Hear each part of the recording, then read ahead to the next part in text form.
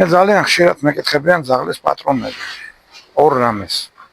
პირველი, როდესაც იღლებიან გარკვეული რჩევები, თეორიული განმარტებები და ასე შემდეგ. შემდეგ არის უკვე ესეთი რიტორიკული შეკითხვა. რაიმე საშუალება არ არსებობს ჯადოსნური ჯოხის მაგვარი რომ ავიქნიო და ასე ვთქვათ ერთ წუთში ან ერთ დღეში გახდეს ჩემი ძაღლი თვინიერი და მორჩილი? მათ მიმართ პასუხი ყოველთვის მაქვს ცალსახა. დიახ, არსებობს, ოღონდ არა ჯოხი, არამედ ორი ოქროს ღილაკი. პირველი ეს არის საკვები და მეორე ეს არის სათამაშო.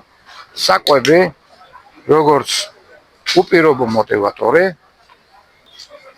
თამაში როგორც სოციალური დეტერმინირებული ქცევა. აი ეს არის ორი ოქროს ღილაკი. ეს არის ძალიან მნიშვნელოვანი.